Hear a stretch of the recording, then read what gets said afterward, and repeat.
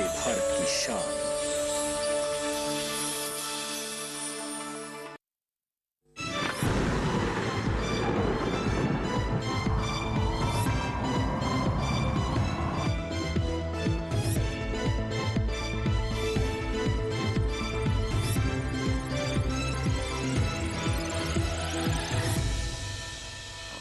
नमस्कार, आप सभी का स्वागत मौसम खबर में। मैं हूं मुकुल शर्मा।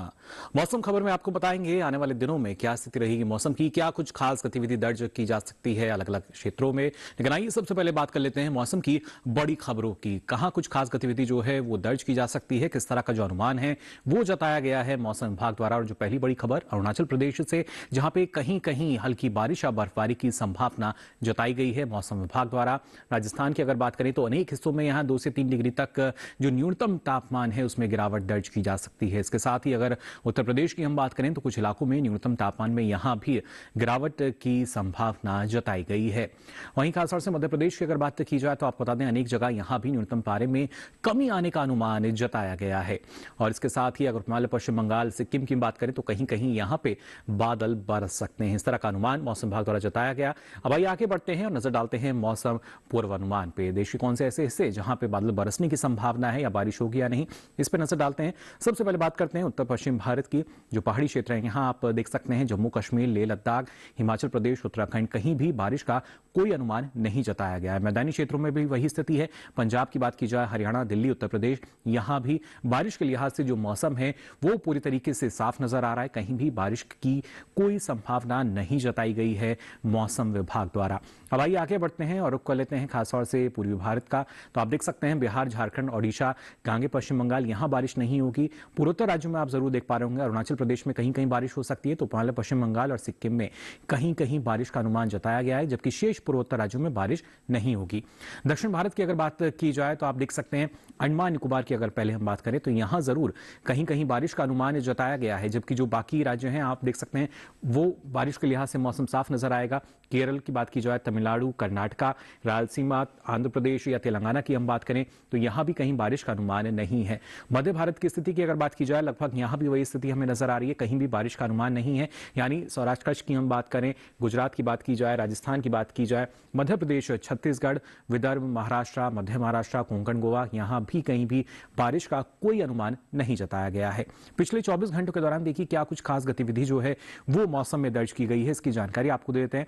यहां आप देख सकते हैं खासतौर से हिमाचल प्रदेश और उत्तराखंड की अगर बात की जाए, ना सिर्फ जो शीतलहर है वो जो यानी तेज हवाएं जो है वो यहां पे दर्ज की गई थी। इसके साथ साथ जम्मू कश्मीर की बात करें, लेह लद्दाख की हम बात करें, यहां भी यही स्थिति रही। और कई जगह आप देख पा रहे होंगे जो बर्फबारी है वो भी पिछले 24 घंटों के दौरान दर्ज हुई है जम्मू कश्मीर, लेह लद्दाख में और कुछ एक हिमाचल प्रदेश के जो ऊपरी हिस्से हैं वहां पर भी। वहीं पूर्वोत्तर राज्यों की अगर बात की जाए तो यहां पर कहीं कहीं जो बारिश है वो दर्ज की गई है। अरुणाचल प्रदेश की हम बात करें, असम, मेघालय, यहां आप देख पा रहे होंगे यहां इन राज्यों में कहीं कहीं जो बारिश की स्थिति है वो पिछले 24 घंटों के दौरान दर्ज की गई मौसम में। अब आइए नजर डालते हैं दक्षिण भारत की अगर बात की जाए तो आप देख सकते हैं अंडमान निकोबार है जहां पे आपको कहीं कहीं जो बारिश की संभावना है वो जताई गई थी और वही स्थिति पिछले 24 घंटों के दौरान भी दर्ज की गई। यानी यहां पर जो बारिश की स्थिति है वो दर्ज हुई। तो जाना आपने किस तरह का जो मौसम है वो फिलहाल दर्ज किया गया और आने वाले समय में किस तरह का मौसम रहेगा और भी जानकारी आपको देंगे। लेकिन फिलहाल यहां रुक रहे एक छोटे से ब्रेक के लिए जल्द हाजिर होंगे। आप बने रहिए दूरदर्शन किसान पर।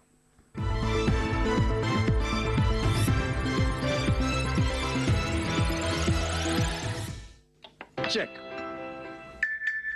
जाना पड़ेगा। अरे गेम छोड़ के 1 महीना हो गया कंप्लेंट किए हुए, बैंक रिफंड ही नहीं कर रहा है। कंप्लेंट करनी है। अरे बैठिए बैठिए यहीं से कर लीजिए आरबीआई के ओम्बुड्समैन को। कैसे? आरबीआई अधिकृत बैंक, एनबीएफसी या डिजिटल लेन देन के जितने भी प्लेटफॉर्म्स हैं उनकी शिकायत आप कर सकते हैं घर बैठे बैठे। आरबीआई के सीएमएस पोर्टल पर। ये हो गया चेकमेट। कंप्लेंट करेंगे क्या? आरबीआई कहता है जानकार बनिए, सतर्क रहिए।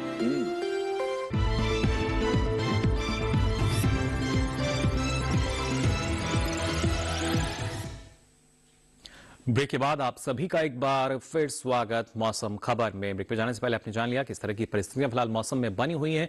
अब आइए आगे बढ़ते हैं और बात कर लेते हैं यहाँ पर किस तरीके से जो तापमान की स्थिति है उसमें बदलाव आया या नहीं। तापमान का हाल आपको बता देते हैं।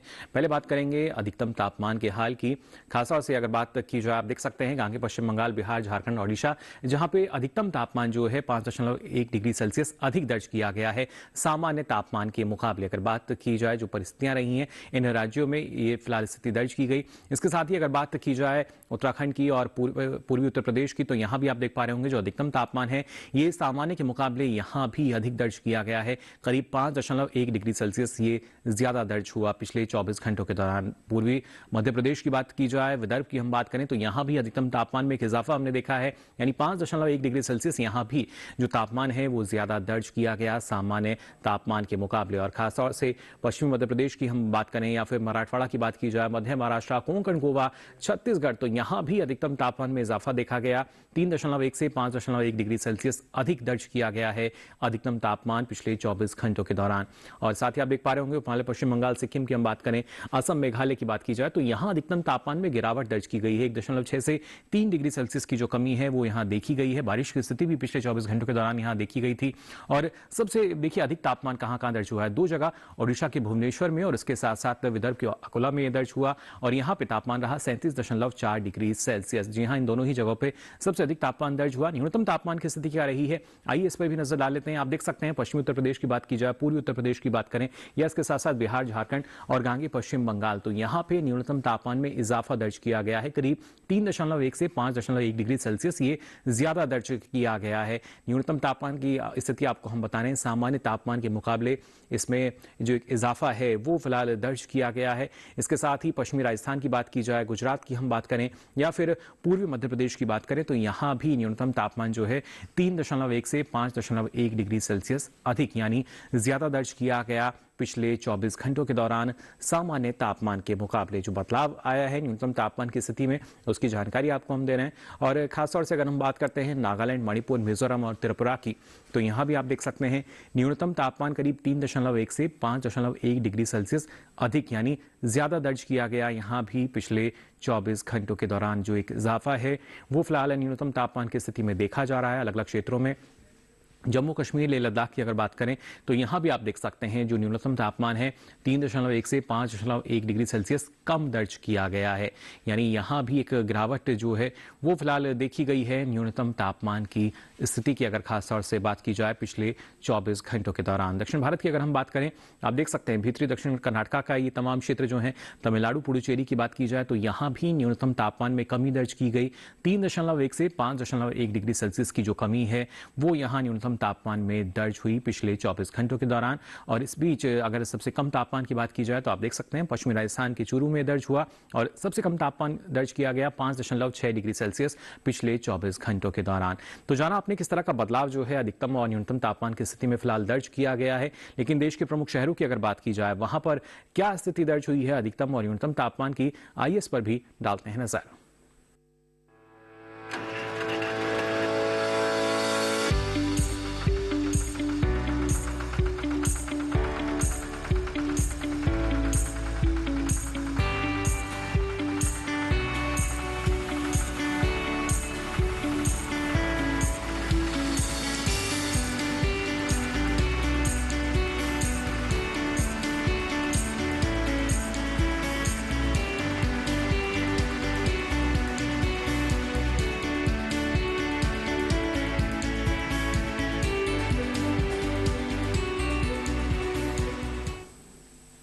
और इसी के साथ ही मौसम खबर में यहां वक्त हो चला एक और छोटे से ब्रेक का। ब्रेक से लौटेंगे तो आपको बताएंगे और क्या कुछ खास रहेगा मौसम में। आप बने रहिए दूरदर्शन किसान पर।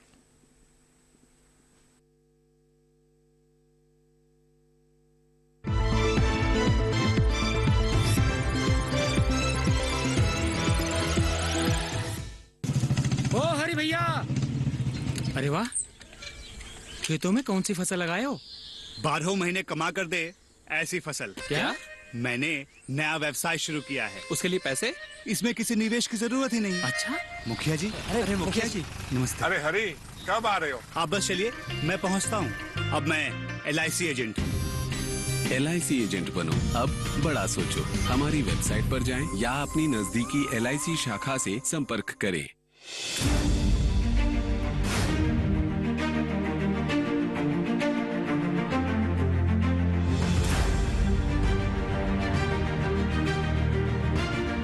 फसलों के भाव से लेकर उनकी आवक तक,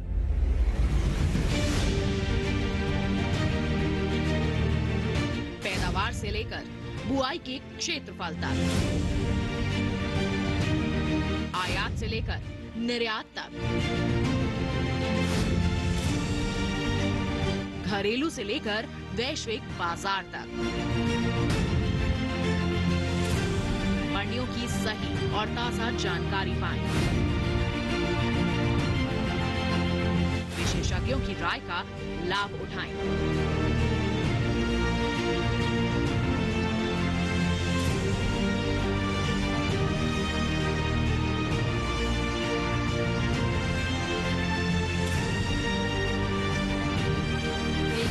मंडी खबर सोमवार से शनिवार शाम 5 बजे सिर्फ दूरदर्शन किसान पर।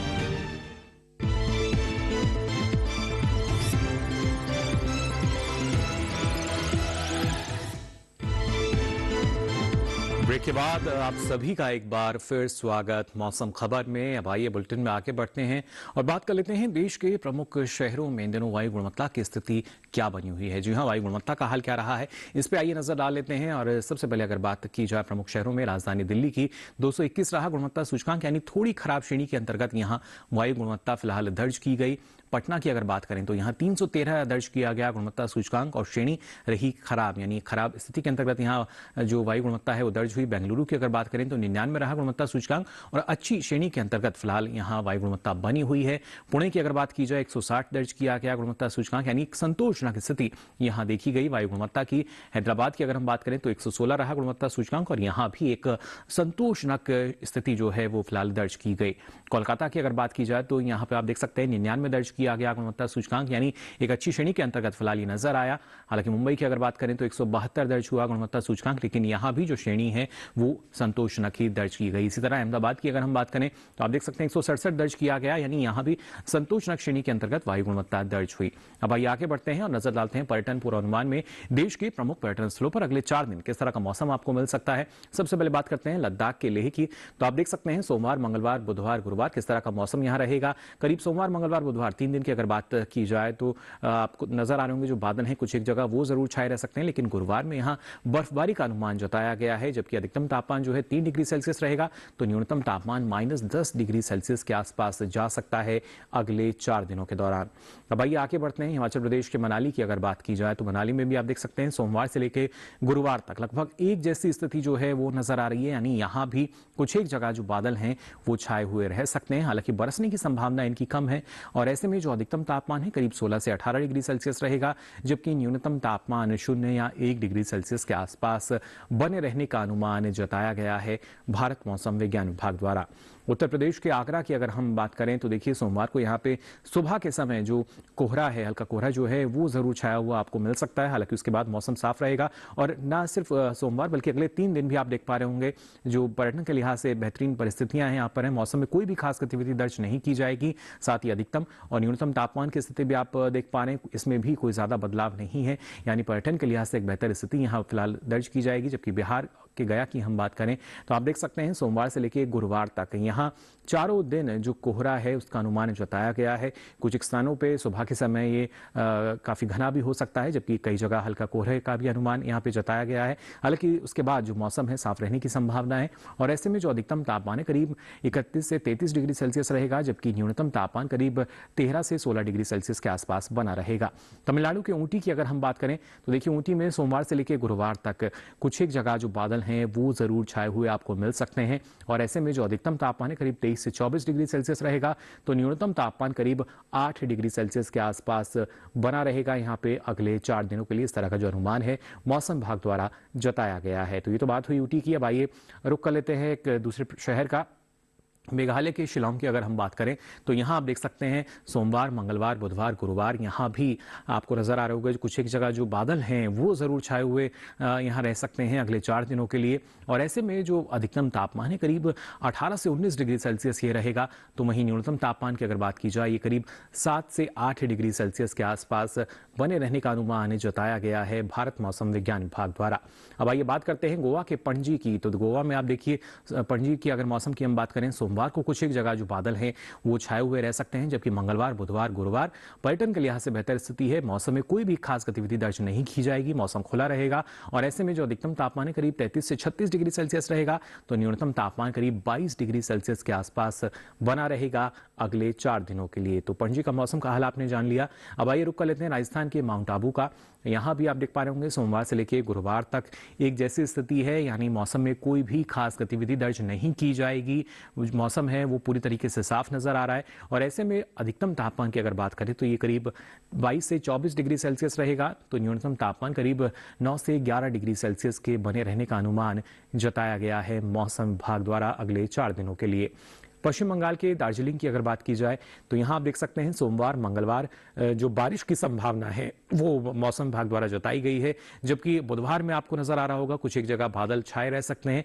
तो गुरुवार में मौसम पूरी तरीके से खुला हुआ नजर आ रहा है हमें और ऐसे में जो अधिकतम तापमान है करीब 8 से 10 डिग्री सेल्सियस रहेगा तो वहीं न्यूनतम तापमान करीब 3 से 4 डिग्री सेल्सियस के आसपास बने रहेंगे अगले 4 दिनों के लिए। तो जाना आपने किस तरह का मौसम आपको मिल सकता है जो हमारे अलग अलग शहर हैं उनमें, और मौसम का सीधा असर हम देखते हैं कृषि क्षेत्र पर भी। लेकिन ऐसे में किसानों को अगर पहले से ही जानकारी होगी या मौसम को ध्यान में रखते हुए वो फिलहाल कौन कौन से कृषि कार्य कर सकते हैं, आइए इसके लिए नजर डाल लेते हैं हमारी इस खास रिपोर्ट पर।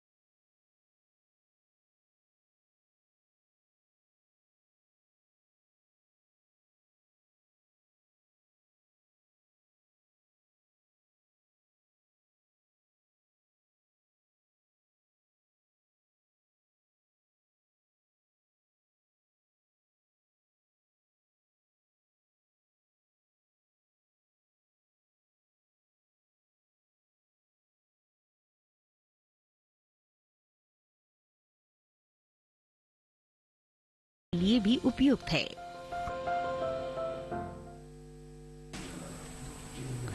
तो जाना आपने कौन कौन से कृषि कार्य फिलहाल आप अभी कर सकते हैं। अब आइए आगे बढ़ते हैं और आज की फसल में आपको जानकारी देते हैं टमाटर की खेती के बारे में। कौन सी इसकी उन्नत किस्में हैं और इस मौसम में किस तरह का प्रबंधन आपको अपनाना होगा, आइए जान लेते हैं इस रिपोर्ट में।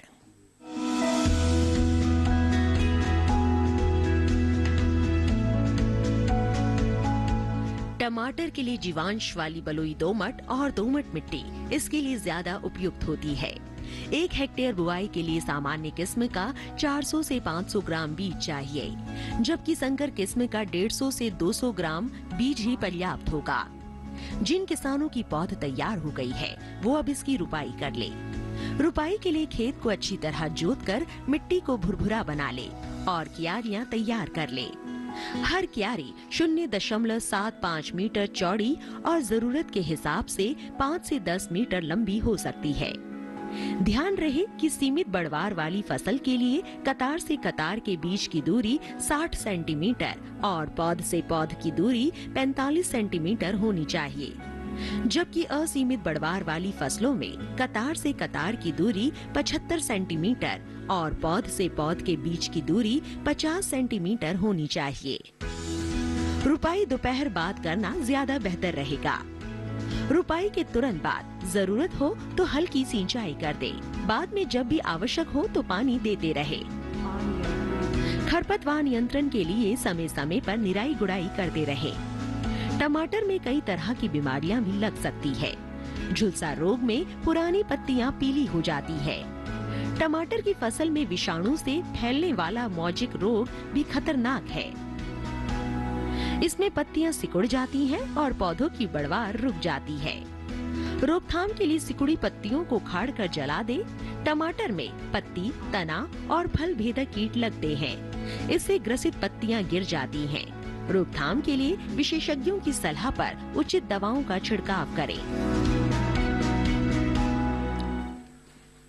तो जाना आपने कैसे आप इसकी बेहतर उपज ले सकते हैं इस मौसम में भी, लेकिन जानकारी का होना बेहद ज़रूरी। और आपको बता दें अब ये सारी जानकारी आप एक बार फिर से देख सकते हैं हमारे YouTube चैनल पर।